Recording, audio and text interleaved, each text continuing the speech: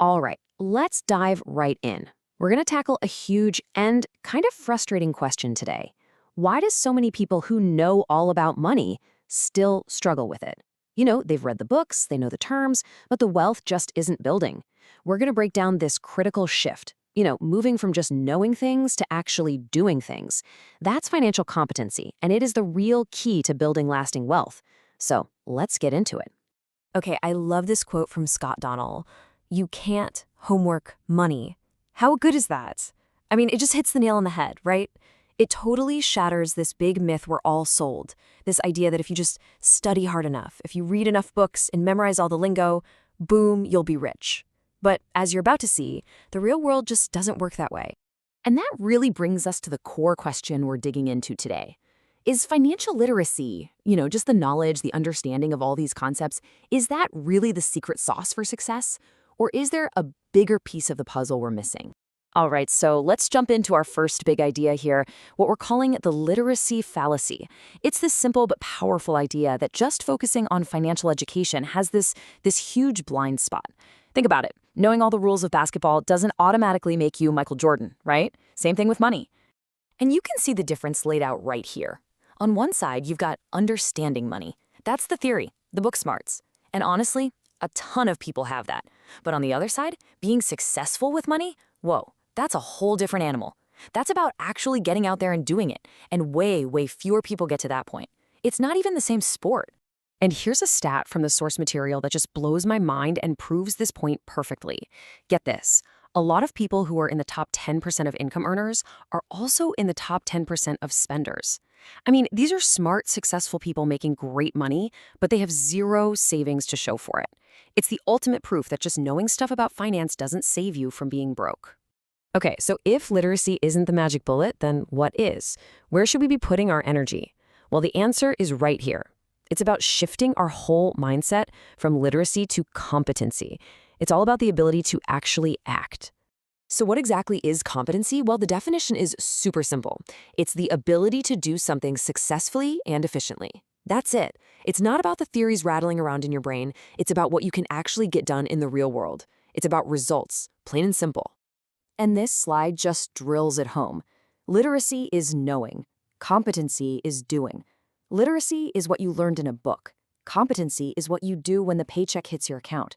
This right here, this is the light bulb moment. This is the big shift we have to make if we're serious about building real wealth. So the big question is, how do you actually build this competency?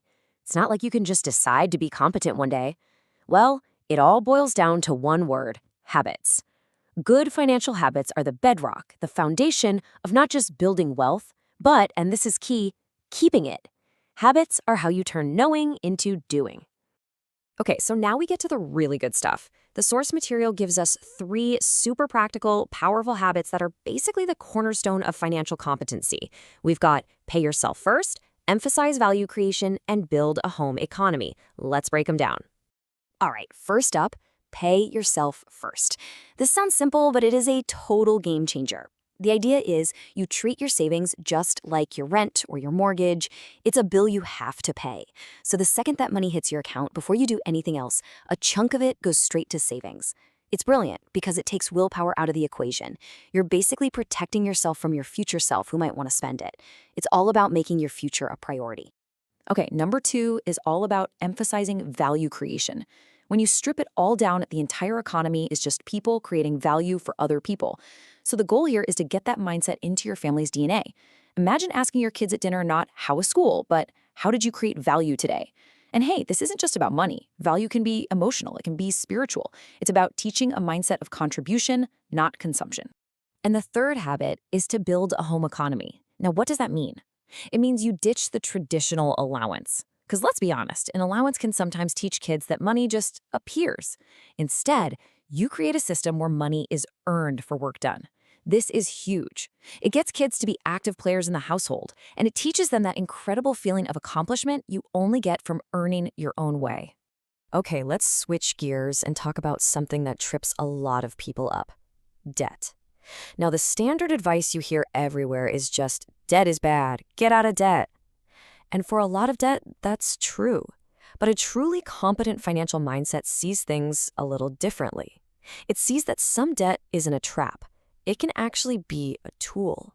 And this right here is such a critical distinction to understand. There's a world of difference between being in debt and having debt.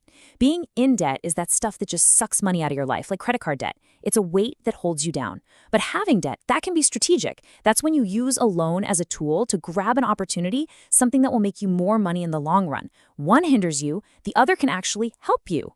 So here's a really cool example of how this works in the real world. A life insurance policy loan.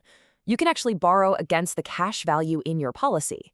And the cool part is, your policy's money keeps growing like nothing ever happened. Then you take that loan, invest it in something that creates cash flow, like a real estate deal or something, and that new cash flow pays back the loan and puts money in your pocket. It's an incredible strategy when you know how to use it. So, we've covered a lot, right? Habits, competency, a whole new way to look at debt. But it begs the question, what's the point of all this? What's the end game? Well, the ultimate goal here, the real reason to build financial competency, isn't just about piling up money for yourself. It's about something so much bigger, creating a lasting legacy. And man, this quote from the musical Hamilton just says it all. Legacy. What is a legacy? It's planting seeds in a garden you never get to see. It gives you chills, right? Because that's what this is about. Making money for yourself is fine, but building a system and a mindset in your family that allows them to manage and grow that wealth for generations, that's the real prize. And that's really the bottom line here. Financial competency isn't a selfish goal. The habits we build, the skills we develop, it's not just for our own bank account. It's for the generations that come after us. It's about handing them the tools, the playbook, and the strong foundation they'll need to succeed long after we're gone. So as we finish up, I just want to leave you with this one question to think about. Now that you know the difference between just knowing and actually doing, what seeds are you planting? What seeds of competency, of action, of real value are you putting in the ground for your family's future?